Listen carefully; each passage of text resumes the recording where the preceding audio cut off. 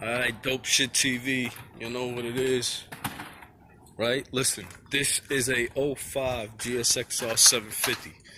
Having problems with this shit right here, right? It's been sitting for quite some time.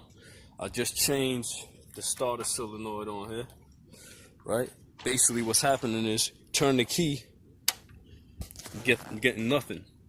No horn, no nothing. But, you see that? Certain shit is working. It doesn't make any sense. The only light I'm getting is this shit. Brake too. Let me press the brake while you're back there. Pretty sure this shit comes on. Press the brake. Nah, nothing for the brake either. Now this shit is working. You throw the hazards on, all that shit comes on. Horn does not work. Headlights don't work.